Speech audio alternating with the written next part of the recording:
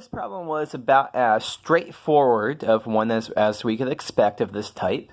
Find an area between two functions f and g, just doing integrating f minus g. This one optically looks the same. Here's an f, here's a g. We want the area between f and g over the interval minus 2 to the 5. But as it turns out, there's going to be a couple of little twists that we'll have to account for. So the first twist is that we need to figure out which function is on top and which function is on the bottom. So common mistake number one people would make when presented with this type of problem is just to say, oh, we're integrating f minus g from minus 2 to the 5, and whatever you get, that is your answer. So common mistake number one is not thinking about, is just assuming, oh, this one must be on top, this one must be on the bottom, when actually you have to determine that for yourself. So, as it turns out, the situation is even a little bit more complicated than that, and we'll see why when I draw a picture of this. So, and let's see what's going on for this. For the f function, the orange function, let me just go ahead and say, okay, here is minus 2, here is 5, let's say. So,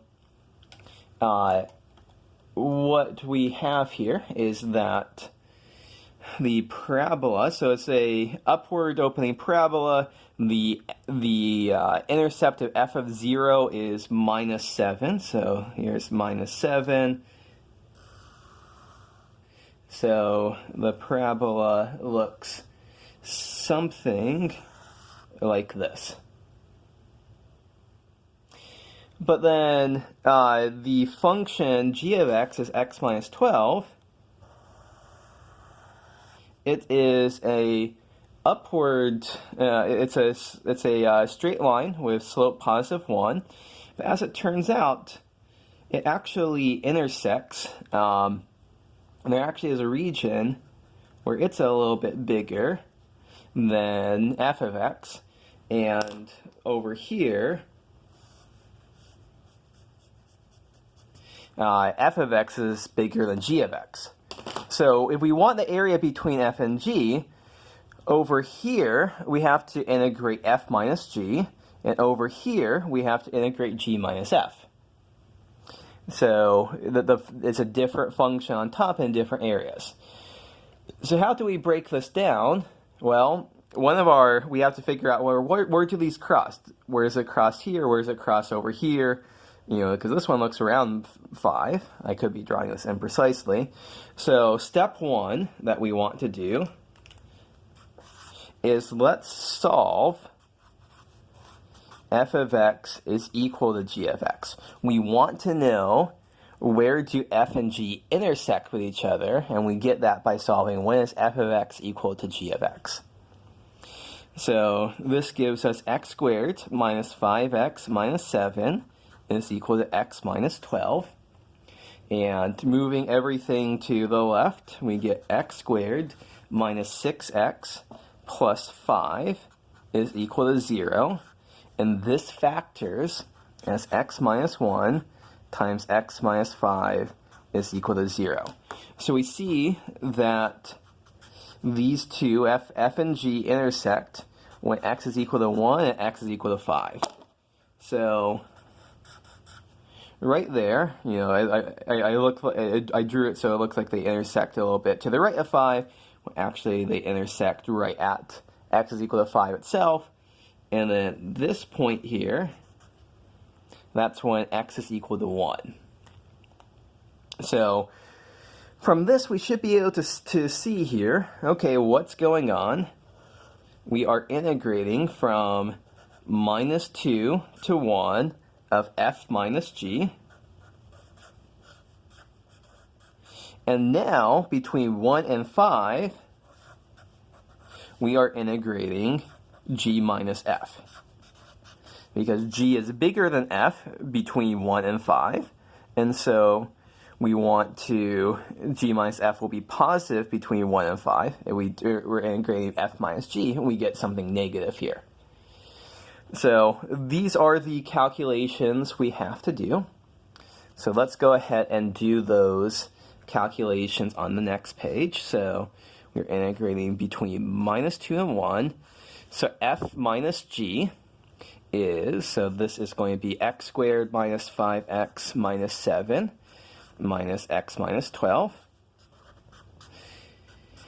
And then integrating from 1 to 5 of g minus f, x minus 12 minus x squared minus 5x minus 7 dx.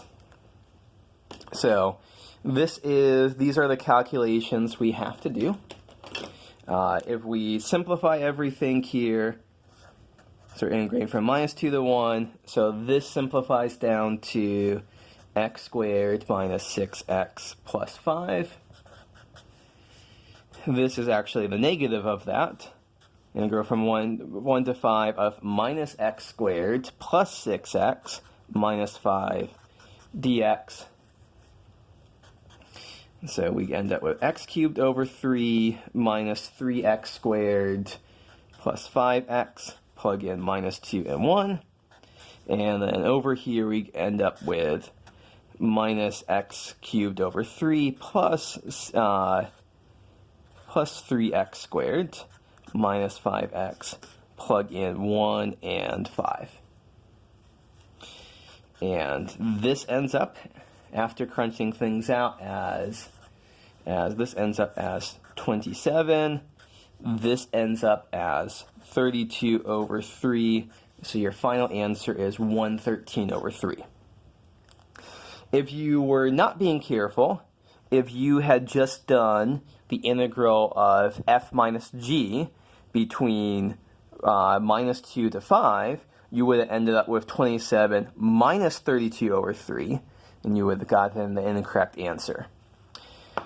Also, one other little sanity check on everything that we're doing here is that we're calculating areas here, and these areas always should be positive. So if you ever end up with a negative answer in a section 6.1 problem, you know something's gone wrong. And about this area is always positive in this section, it's never negative here, I want to underscore that point because this might feel slightly different than our signed area interpretation that we had in back in the early parts of chapter 5 here, because you might look at this region here and say, oh, this region is under the x-axis, and so therefore it should count as negative area if we're doing a signed area interpretation. But actually in this section, in section 6.1, we are doing g minus f here, so it's always the top function minus the lower function. We always are going to be integrating actually positive things when we're doing these kinds of problems. So we always do want our answers in this section to be positive.